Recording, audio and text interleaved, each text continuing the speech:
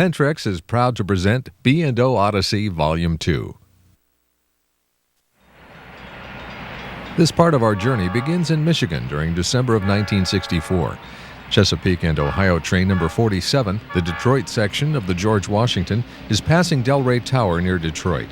This train originated at Ashland, Kentucky, and carries through cars from Washington, D.C. It's due to arrive in Detroit at 11:50 a.m. The Baltimore and Ohio Cincinnatian waits in the distance for number 47 to clear. B&O merged with C&O in May of 1963. As a result, the Cincinnatian began running on the C&O route between Detroit and Toledo in October 1964. It's an 82-mile run on C&O, compared with 57 miles on the New York Central route that B&O used before the merger.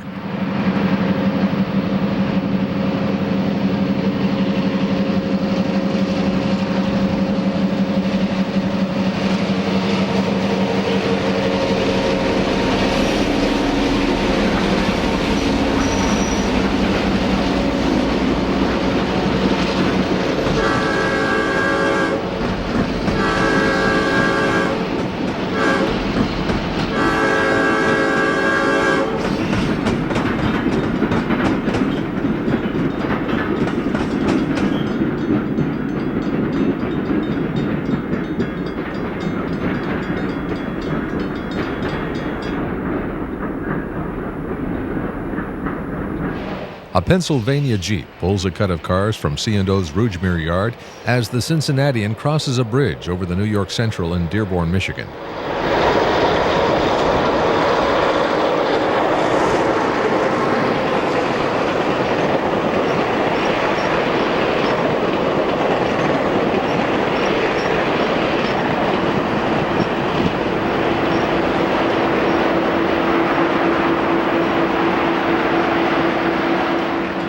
The Cincinnatian approaches Plymouth, Michigan.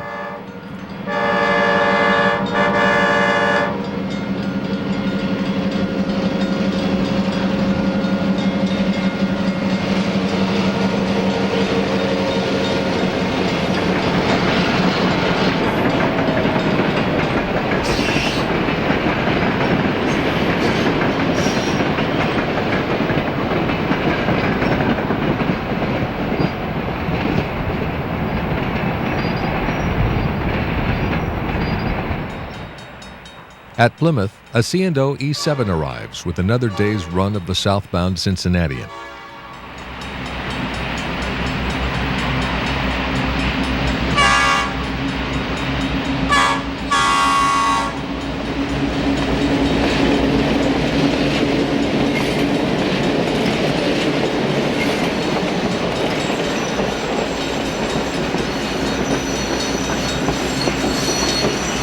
Two major C&O lines cross at Plymouth. From Detroit to Plymouth, the Cincy runs on the Detroit Grand Rapids line, then turns south onto the Saginaw-Toledo line. The train comes to a stop, and photographer Emery Goulash takes advantage of the delay to relocate his camera to the south end of the connecting track.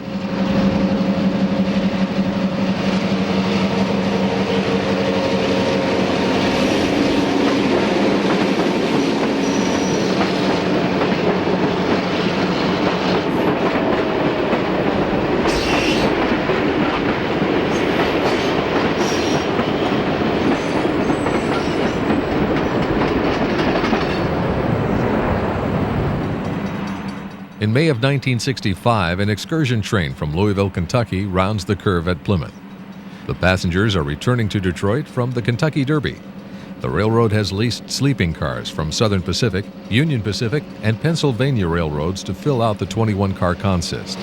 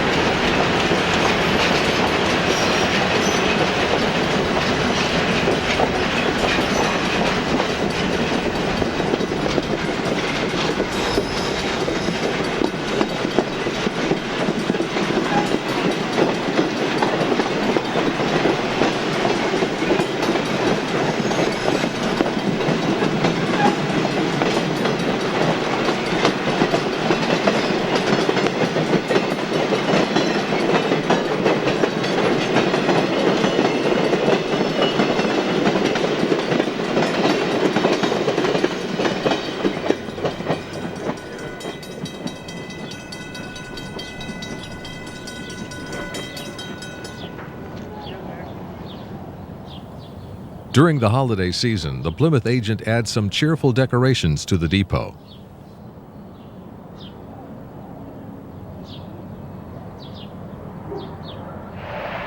Another northbound Cincinnatian makes the connection from the Toledo-Saginaw line to the Grand Rapids-Detroit line and prepares to stop at Plymouth Depot.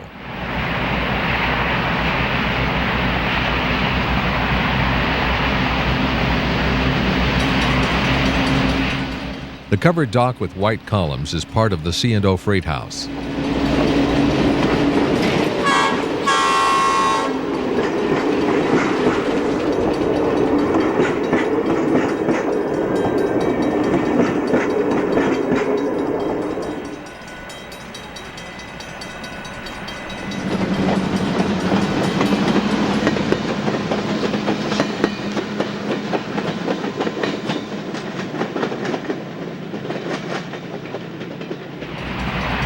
When the Cincinnatian moved from the New York Central route to the C&O, its train numbers were changed between Detroit and Toledo. The southbound train is numbered C&O 40 from Detroit to Toledo and B&O 53 from Toledo to Cincinnati. The northbound train is numbered B&O 54 from Cincinnati to Toledo and C&O 39 from Toledo to Detroit.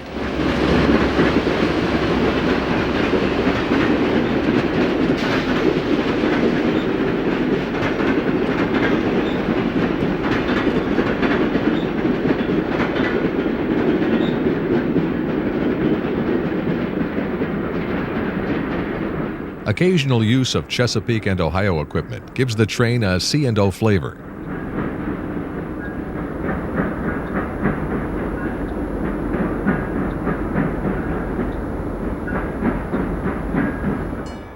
Train 39 is departing Plymouth for Detroit. The B&O combination car, fourth from rear, has an icicle breaker on the roof. This car is normally placed ahead of dome cars to protect their windows from ice damage while passing through tunnels.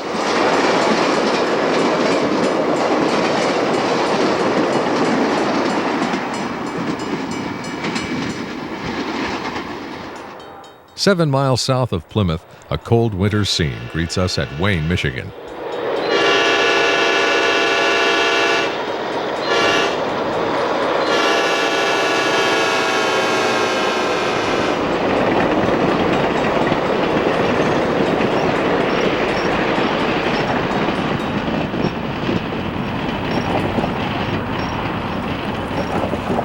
On a warmer day, New York Central's New York Special is being held west of Wayne Junction Tower as the northbound Cincy rushes by.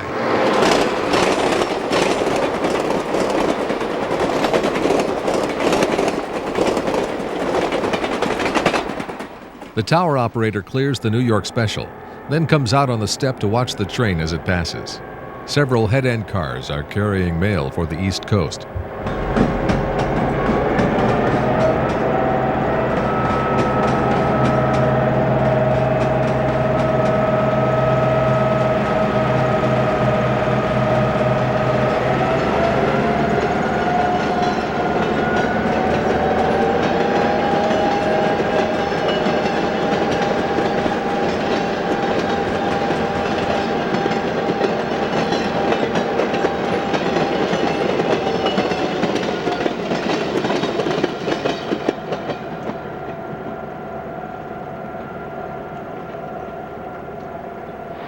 A winter Sunday at Wayne Junction finds the southbound Cincy hauling one storage car of mail and an empty combine.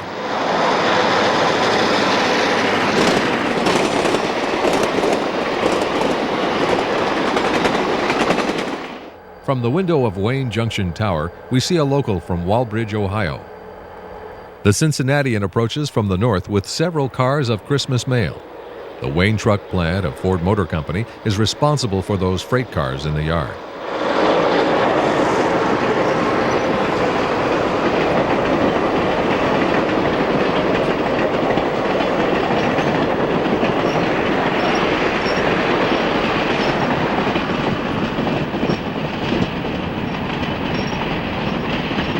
The local's brakeman is on the ground making a roll-by inspection.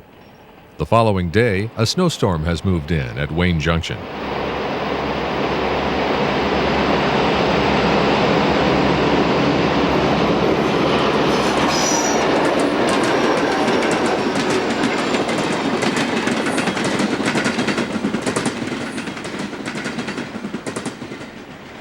Another local freight waits at the road crossing to meet the southbound Cincy. A northbound Cincinnatian moves through an icy landscape at milepost 93, just about 1 mile from Romulus Junction. The consist includes a railway post office car, handling mail to and from many small towns.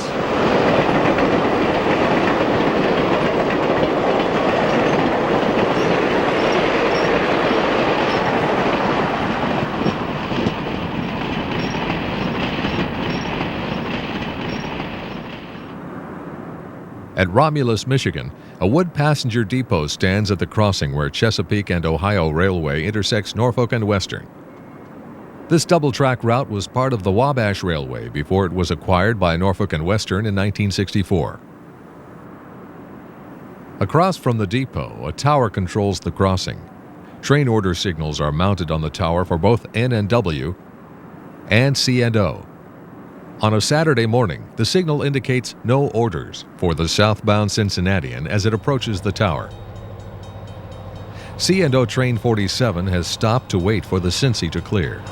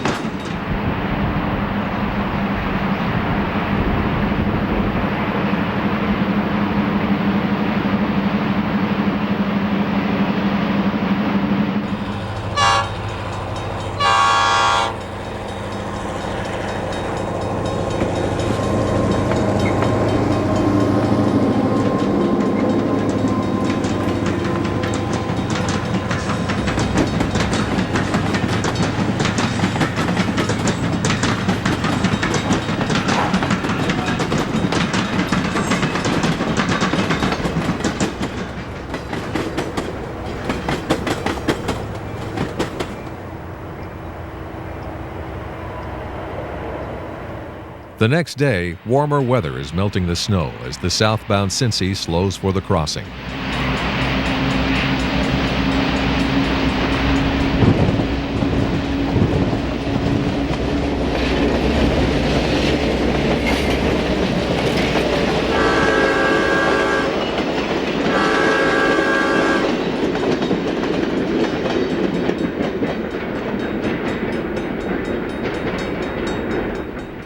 By 1965, C&O power is showing up frequently on the B&O Cincinnatian.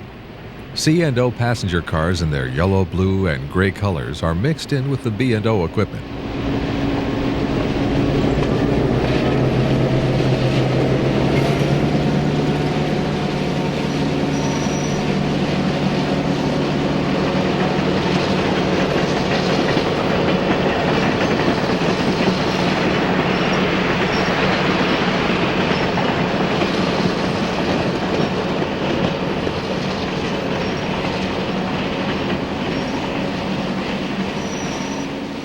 Another winter snowstorm has blanketed the scene at Romulus Tower.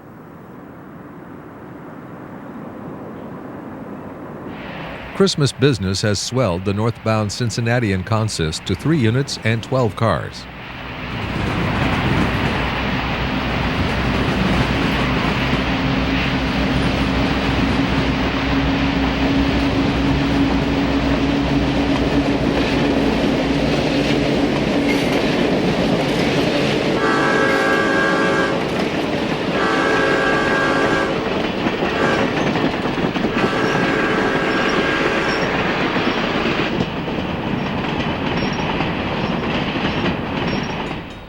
Four C&O SD40s pull a northbound coal train through Romulus.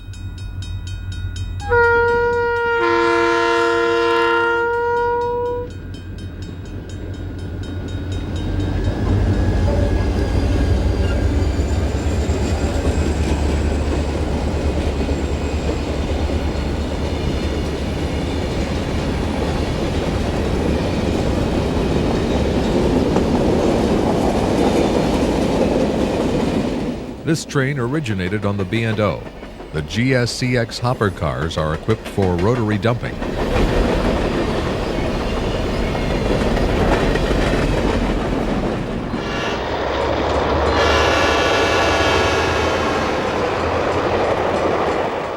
Four miles south of Romulus, the Cincy crosses the Huron River Bridge at the south end of New Boston, Michigan. The northbound Cincy approaches the Detroit, Toledo, and Ironton crossing at Carlton, Michigan. Carlton Tower also controls the connection with Pennsylvania Railroad's line to Detroit, which branches off 1,000 feet north of the tower. Pennsy trains run on C&O trackage rights between Toledo and Carlton.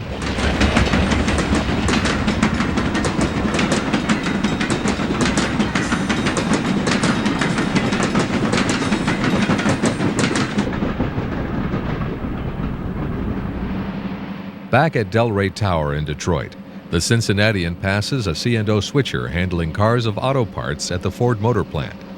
The Cincy will soon arrive at Fort Street Union Station.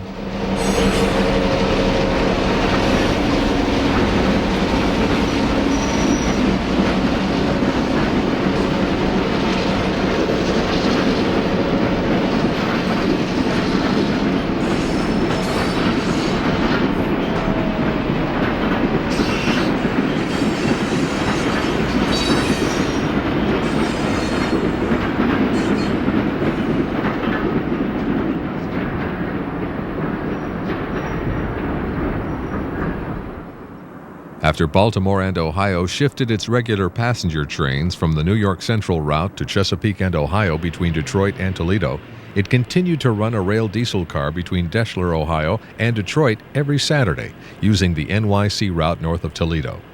By doing so, the railroad avoided making labor protection payments to NYC employees. Here we see a C&O RDC picking up orders at FN Tower in Trenton, Michigan. It's January of 1965.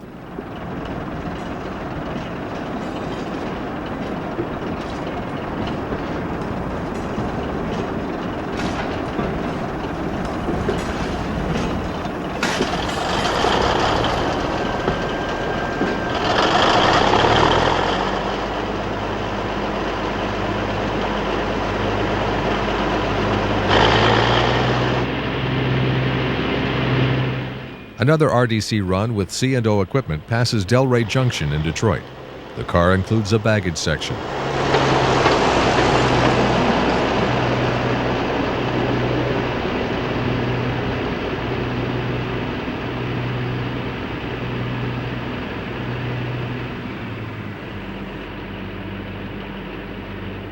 A couple of New York Central switch jobs are waiting at Delray Junction for the C&O rail diesel car to clear.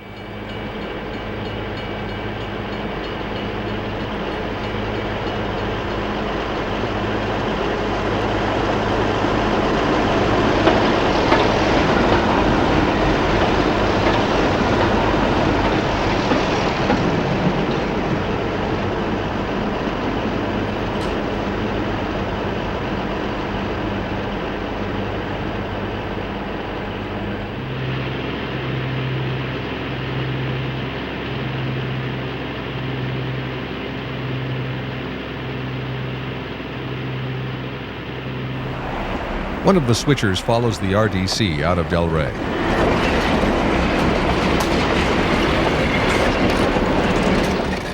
The Cincinnatian passes Delray Tower with several head-end cars in the consist.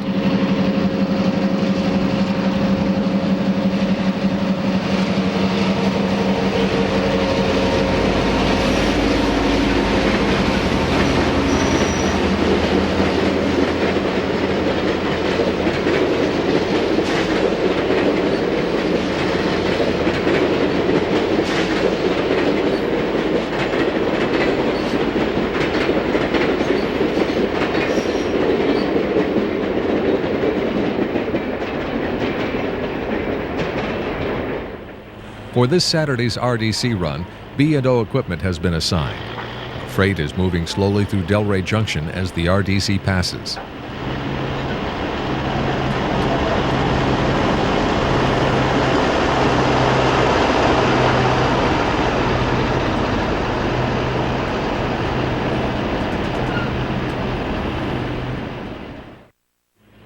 We move to Toledo, Ohio in April of 1965. A Chesapeake and Ohio rail diesel car is coming off the Maumee River Bridge as it approaches Central Union Terminal.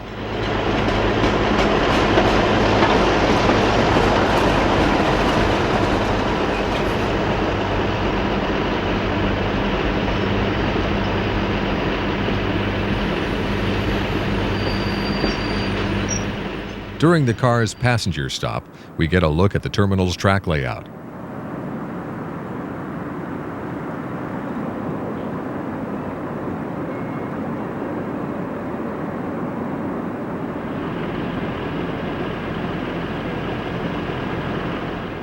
As the RDC departs for Detroit, we get a good look at the radiators on its roof.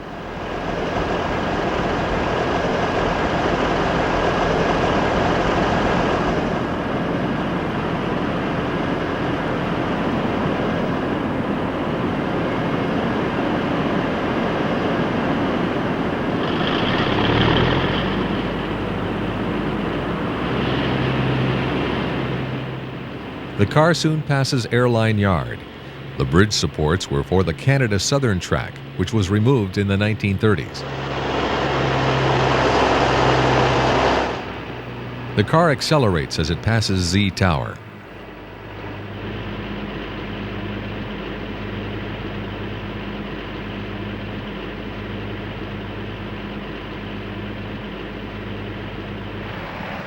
"20 minutes later, the Cincinnatian follows the RDC. Standing silently across the tracks, the abandoned New York Central car shops bring back memories of wood boxcars, ice-cooled reefers, ancient gondolas, and wood cabooses.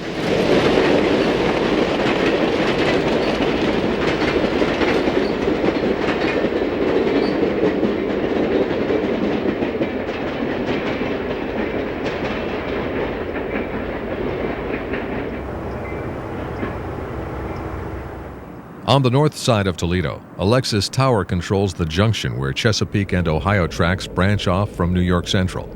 The northbound Cincy approaches the junction and prepares to cross over to the C&O route. Its next stop is Plymouth, Michigan.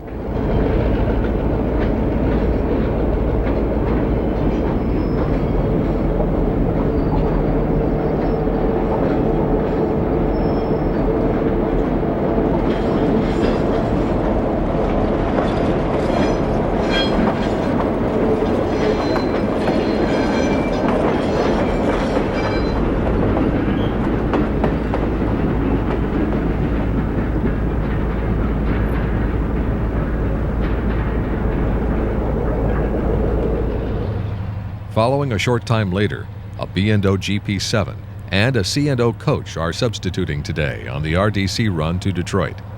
The short train remains on the New York Central route as it passes Alexis Tower.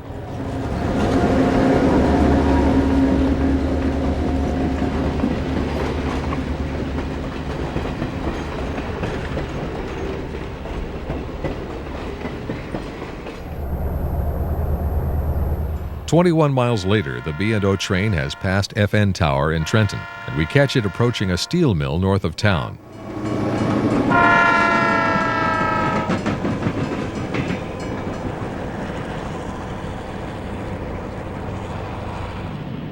The B&O rail diesel car is back in service.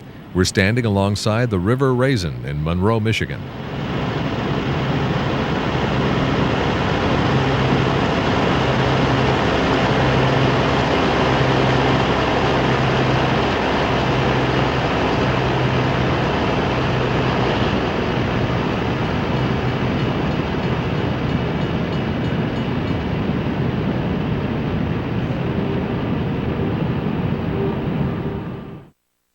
The Baltimore and Ohio Depot in Connellsville, Pennsylvania, is on the north bank of the Youghiogheny River. It's July of 1965. 3 EMD units and an Alco FA pull an eastbound manifest carrying livestock and trailer on flat car traffic headed for Baltimore.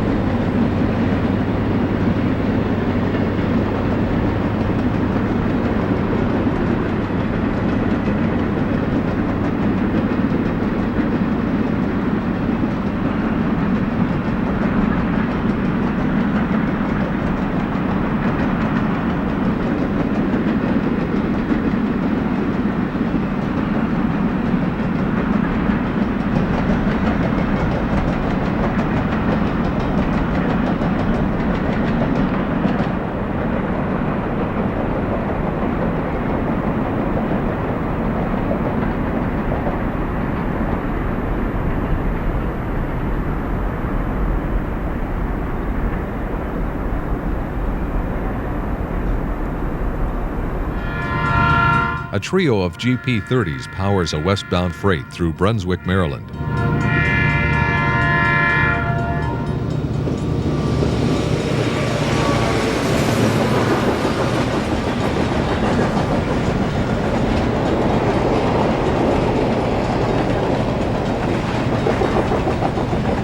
A pair of young rail fans point out a rare round-roof B&O boxcar.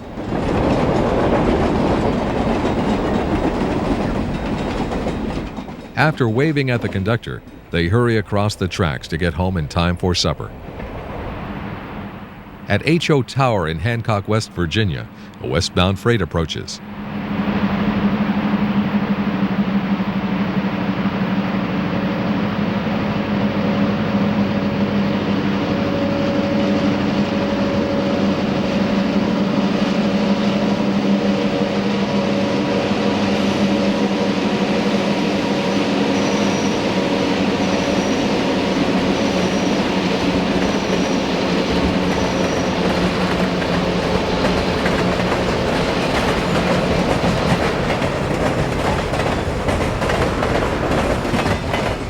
A string of empty hoppers and the next-to-last caboose are scheduled to be set out at a coal loader.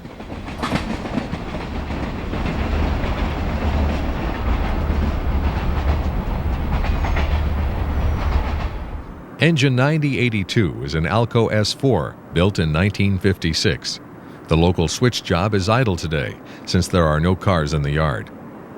This structure must surely provide inspiration to the HO modelers in our audience.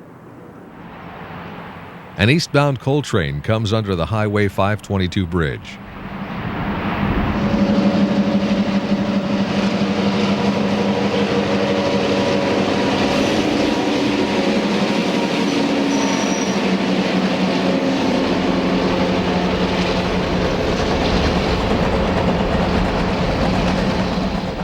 The train passes Hancock Station. The depot is still used by the railroad but no longer serves passengers. The conductor, in formal dress, gives a friendly wave as the caboose goes by. Perhaps he usually works passenger trains. Another coal train comes around the curve. This one has 5 units, suggesting that it's hauling more tonnage than the previous movement.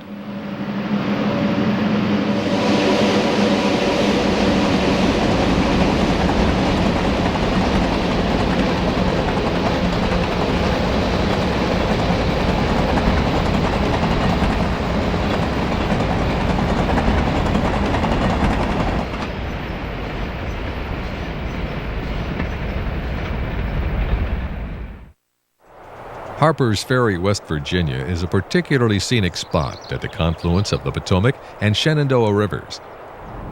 It's 7:45 a.m. and the eastbound Capital Limited is arriving at the station in October of 1966.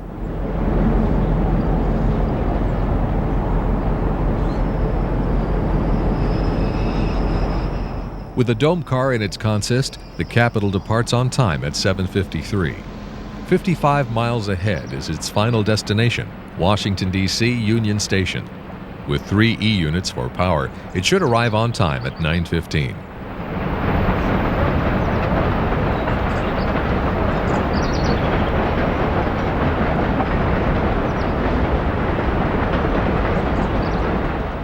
The Through Truss Bridge carries a B&O branch line to Strasburg Junction, Virginia, where it connects with Southern Railway. The branch provides freight service only. A number of autos have been parked at the depot by commuters who ride the train into Washington. In the parking lot, we meet a rail fan with his trusty single-lens reflex camera at the ready. The Harper's Ferry agent rolls out the baggage cart as B&O train number 11, the Metropolitan, is about to arrive. The agent prepares to hand train orders up to the engineer.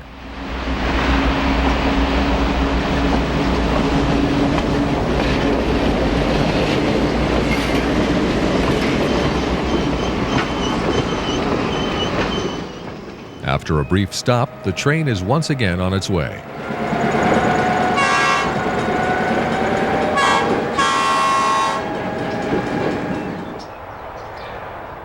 The next westbound through the tunnel is an intermodal pulled by 6 GP30s. This is a trailer jet train. B&O's name for its trailer-on-flat car service.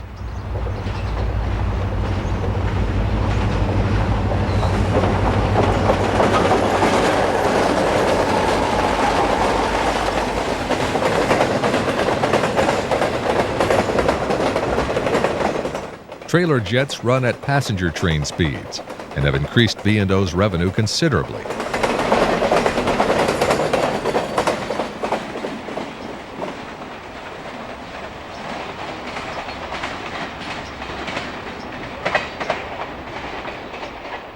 Six miles east of Harper's Ferry, we come to Brunswick, Maryland. This is a crew change point. A large railroad hotel is conveniently located where crews can step out of bed and jump right onto their trains. There are two separate depots for commuters. One is for eastbound trains only, and the other is for westbound trains.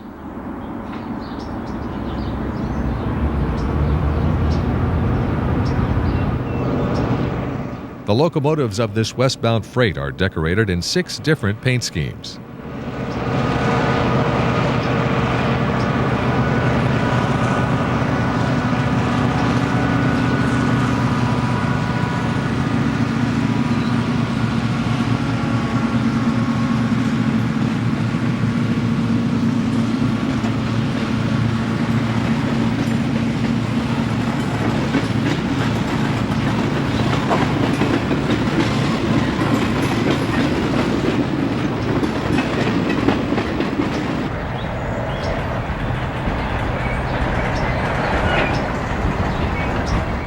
The rear-end crew has the latest technical innovation, a handheld radio with a 6-foot antenna.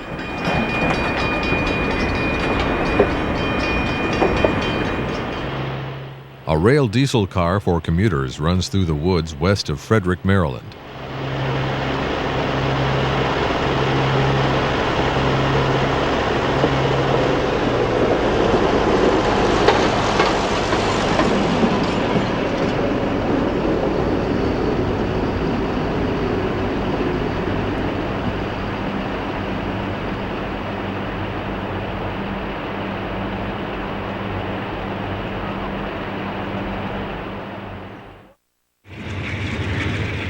Passing through College, Pennsylvania, a Pittsburgh and Lake Erie freight is headed west to Youngstown, Ohio.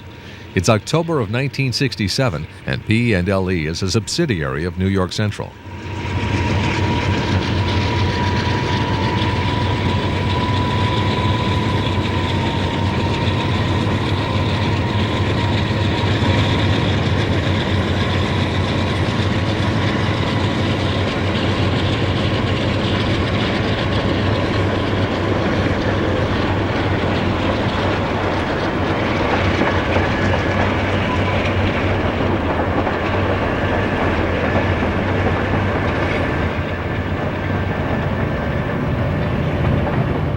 Suddenly, an eastbound B&O trailer jet appears, running on trackage rights.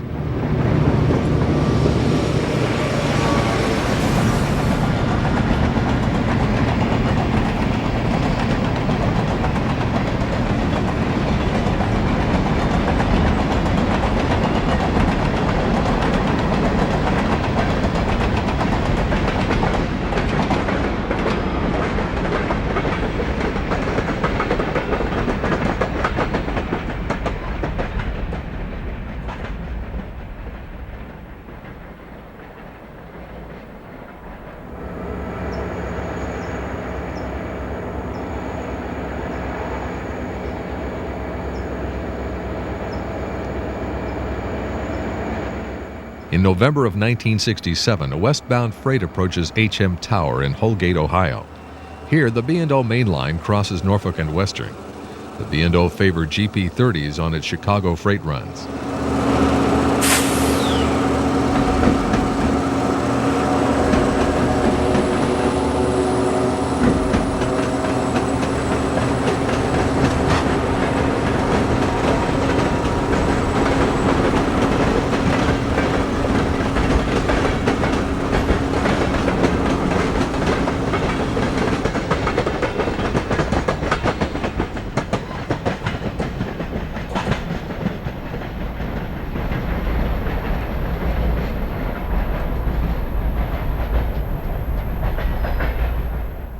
At Hamler, Ohio, we catch an eastbound en route to Cleveland.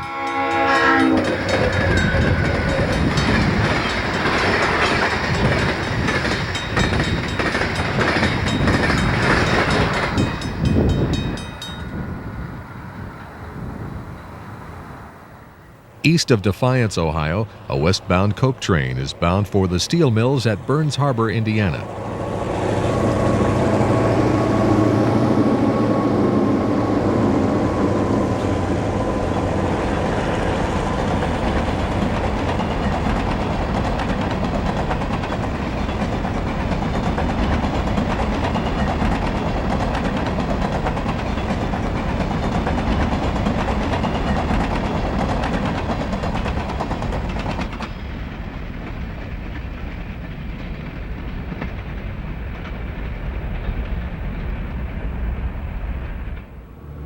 At Lima, Ohio, B&O crosses the Pennsylvania Railroad.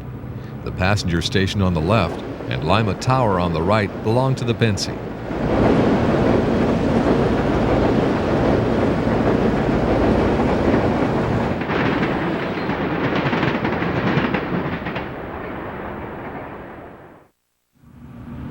We returned to Michigan in January of 1968.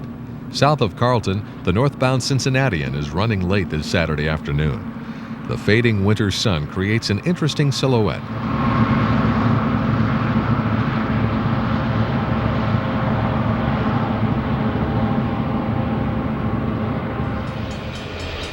The following day, we catch the same two Jeeps on the southbound Cincy as it passes through Romulus.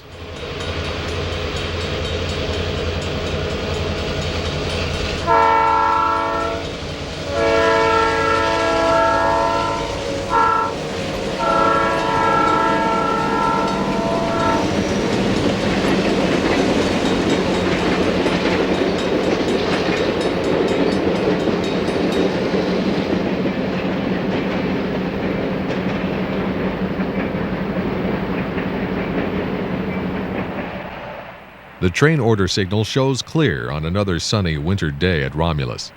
The home signal displays an approach indication as C&O train number 47, the Detroit section of the George Washington, slows to pass through the interlocker.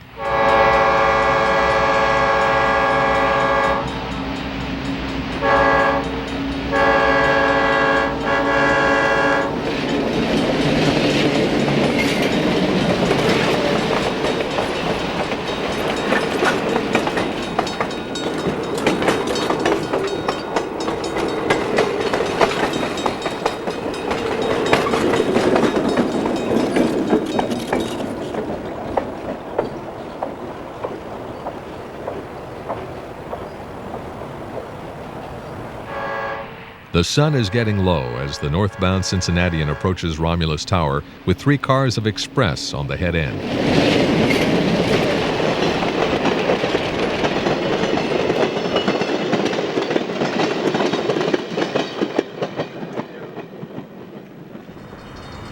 The Cincy comes around the corner at Plymouth and heads into the morning sun. This appears to be yesterday's train, running many hours late.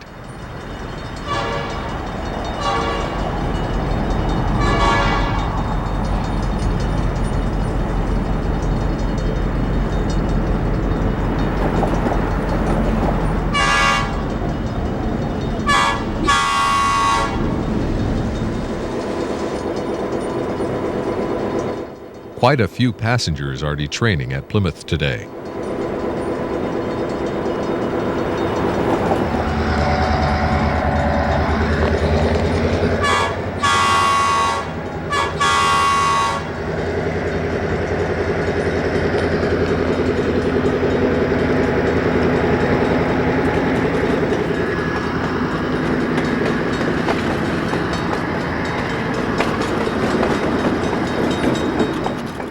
The combine on the rear may not be carrying mail, but it gives us a good view of the B&O icicle breaker. In Detroit, we catch the afternoon arrival of the Cincinnatian. It's passing under the Ambassador Bridge.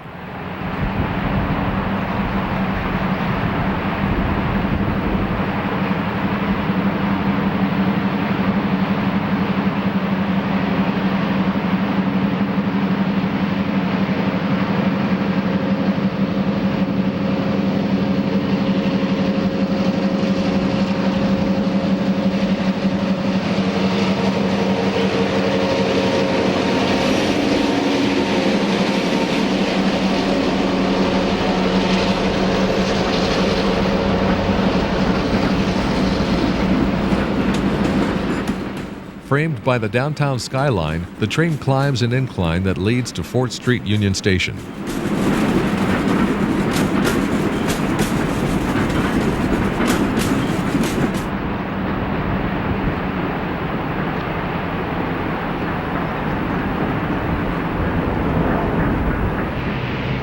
On another day, the Cincy has departed 4th Street Union Station and is now in Del Rey, running at yard speed. After it traverses Rougemere Yard, it will pass the Ford plant and pick up speed. Next stop is Plymouth.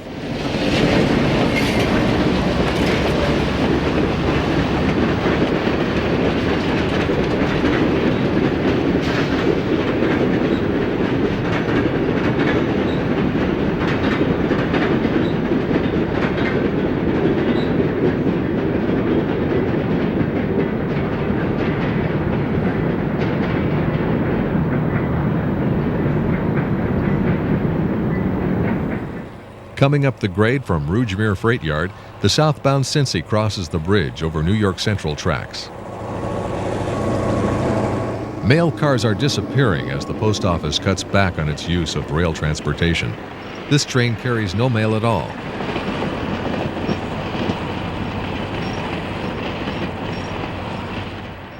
Today's run of the southbound Cincy includes one railway post office car and one baggage car. The train is approaching Romulus Tower and preparing to meet C&O Train 47.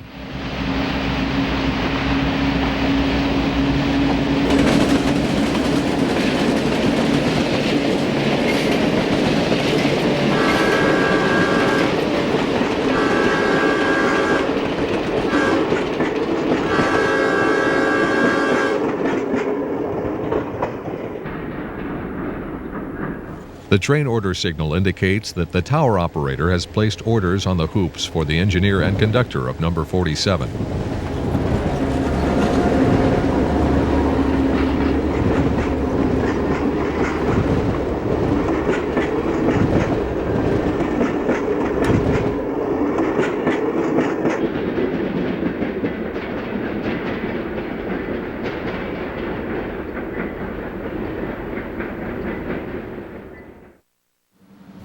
In April of 1968, Chesapeake and Ohio still runs 2 passenger trains daily between Detroit and Grand Rapids, Michigan. This is train number 14 from Grand Rapids, arriving at Plymouth at 10:10 a.m.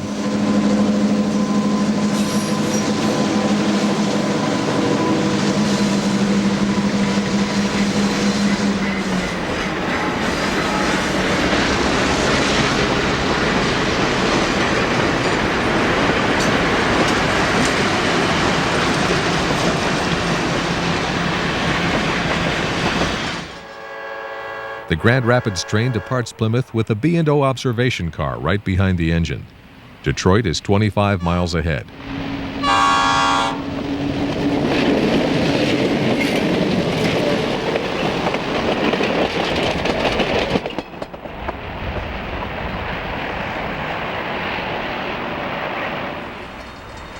As the southbound Cincinnatian approaches Plymouth, a group of school children prepares to board for a train ride to Toledo. After a tour through the Toledo Art Museum, they'll return on the afternoon Cincy.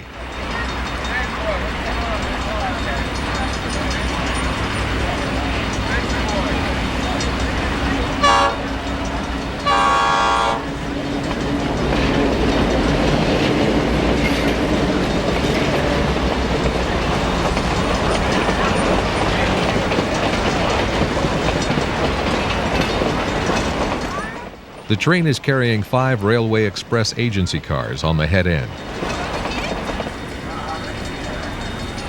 This retiring post office employee is making his last run on the Detroit to Cincinnati RPO. Only one town, Sydney, Ohio, has a mail pouch to be picked up today. It will be placed on a stand for the train to pick up on the fly.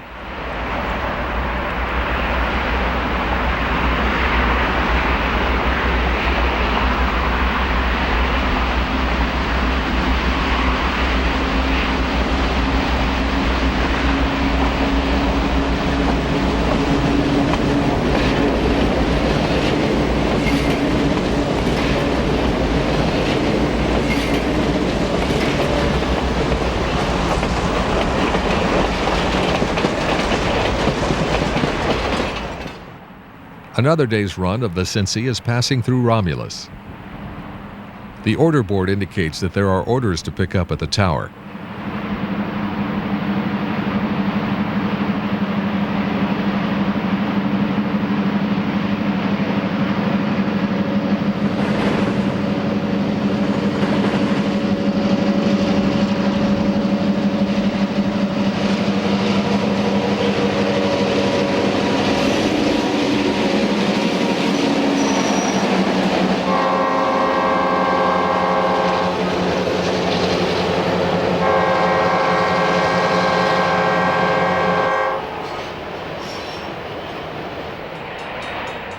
At Carlton, the Detroit, Toledo, and Ironton Railroad crosses the C&O tracks.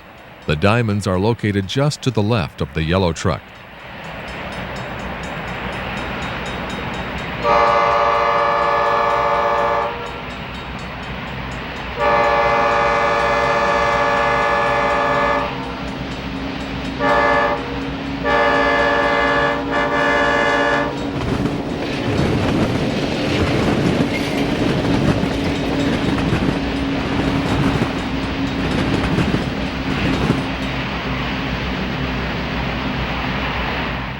The Detroit section of the C&O George Washington comes through Carlton at a comfortable pace. The track in the foreground is the Pennsylvania Railroad line to Detroit. The southbound Cincinnatian comes into Carlton with 4 Railway Express cars and a Railway Post Office car on the head end.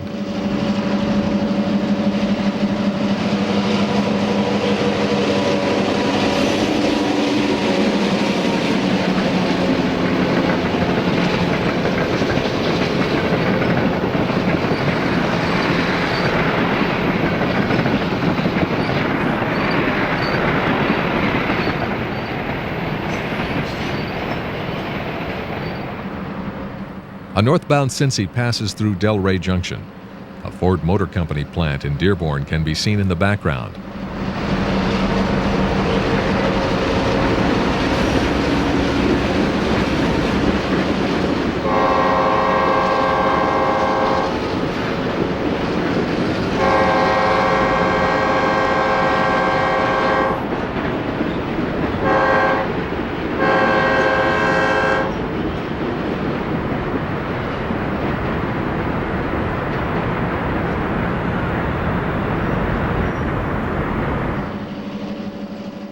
Train 47 comes out of Romulus on a May morning in 1968.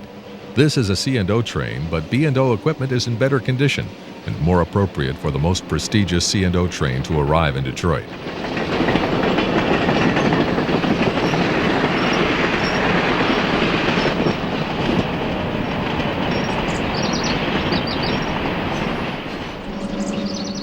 At the same location, the real Baltimore and Ohio train rolls by. Some of the mail cars will be set out at Deschler, Ohio.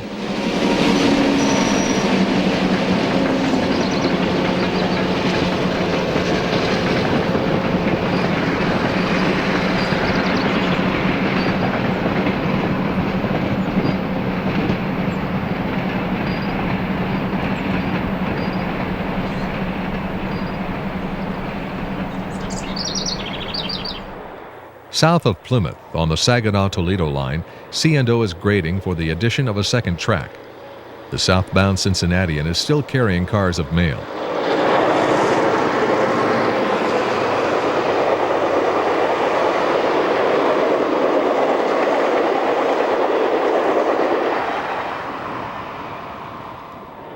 North of Wayne, the C&O George Washington comes around a curve with a surprise on the rear. A privately owned observation car on a jaunt to Detroit.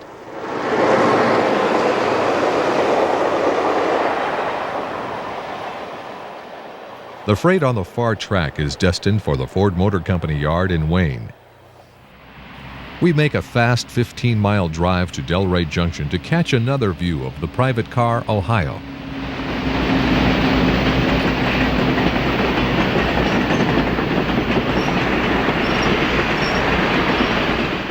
We wave a welcome, and the platform riders wave back. They turn out to be a railfan group from Columbus, Ohio. After arrival at Detroit, the private car is taken to the Foreman Y to be turned for the return trip. A C&O switcher and caboose move the car past Delray Tower on Norfolk and Western track. The switcher shoves the car around the leg of the Y.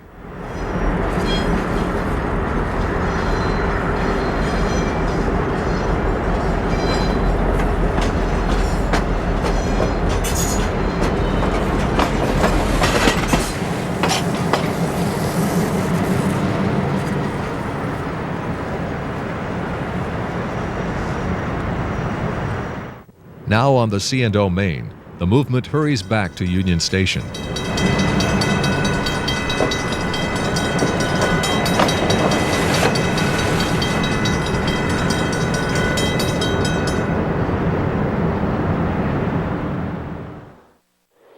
Next, we present some scenes from the summer of 1968. C&O train number 47 is running through the woods south of Wayne Junction, Michigan.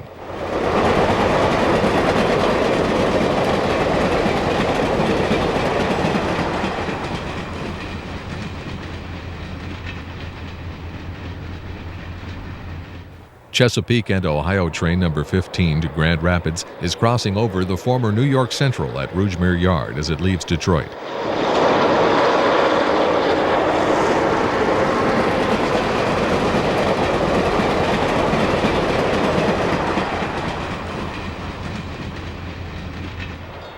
The northbound B&O Odyssey approaches Wayne Junction Tower.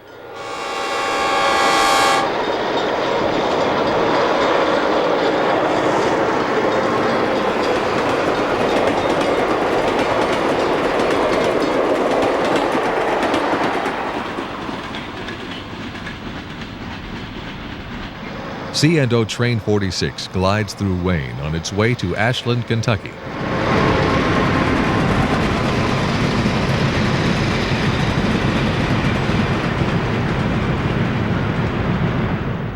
A C&O GP7 goes about its switching duties.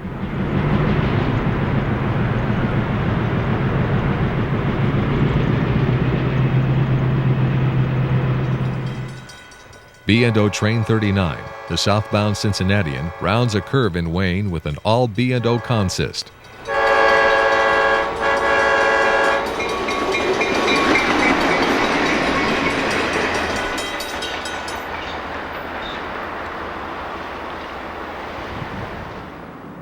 At Carlton, we set up at the DT&I crossing to await the northbound Cincy.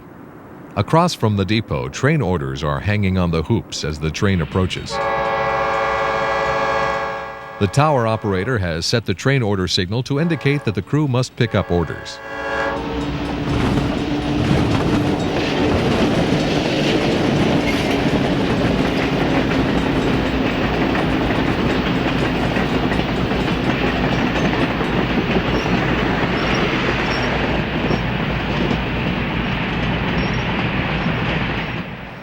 At Wayne Junction Tower, Penn Central's former NYC line crosses the C&O. PC Train 355, running from Detroit to Chicago, is still in pure New York Central livery, even though NYC became part of Penn Central in February of 1968.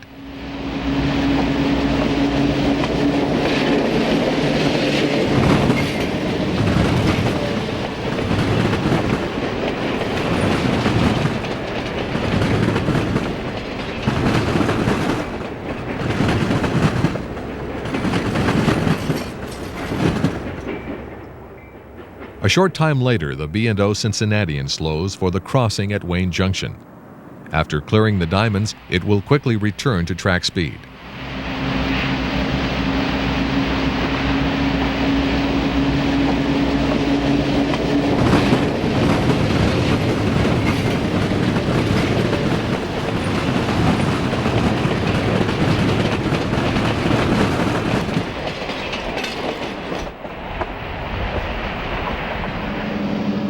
Another day, another Cincy. A C&O E unit pulls the short B&O consist into Romulus.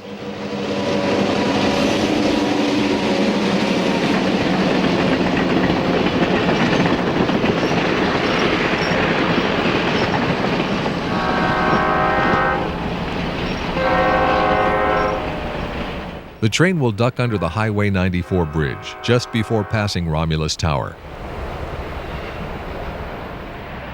The southbound Cincy approaches Plymouth. The railroads are obviously downsizing their passenger trains.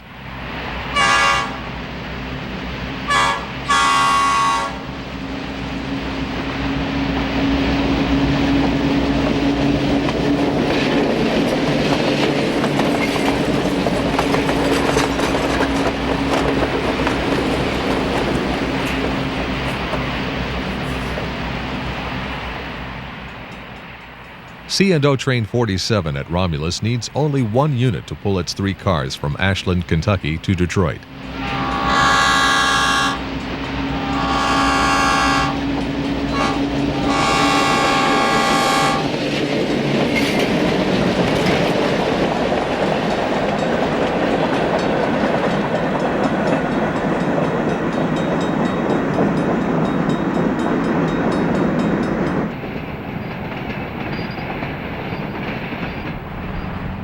We bring this volume to a close with a shot of an expanded Cincinnatian as it passes through Romulus.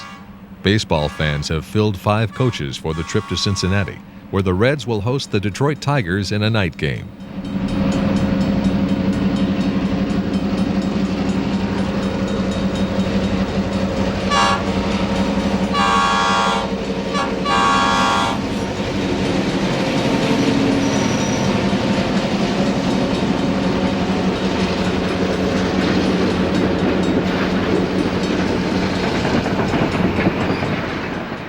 We hope you'll join us for Volume 3 of our B&O Odyssey. Watch for more exciting programs from Pentrex.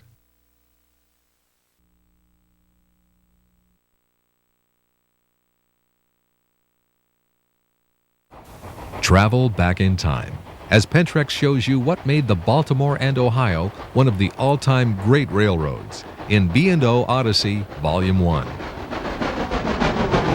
In the mid-1950s, there was still plenty of steam on the B&O. Here, a Pacific-class locomotive pulls a matched set of heavyweights.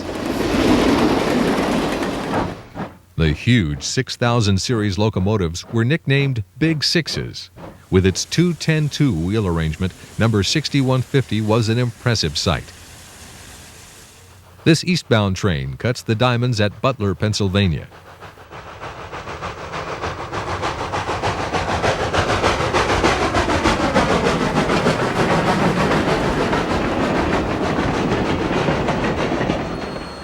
At the Lorraine dock, steam trains unload ships laden with iron ore.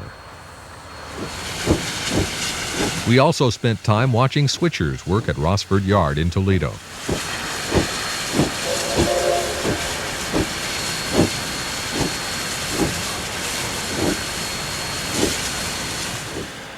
Next, we see first-generation diesels wearing classic blue and gray. There's an abundance of E-units on the B&O, including this slant-nose E6.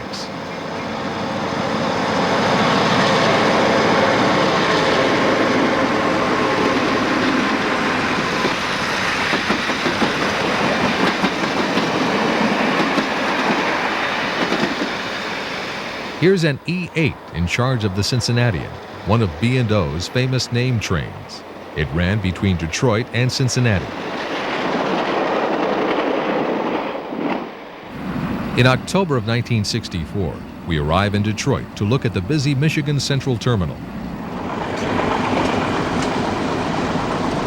We witness the last runs of the Cincinnatian here before the relocation to nearby Fort Street Union Station.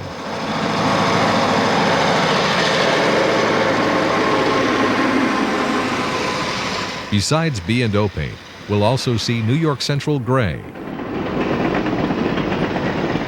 C&O yellow and blue, Bessemer and Lake Erie orange, and many other fallen flag colors. Watch B&O trains run in all kinds of weather.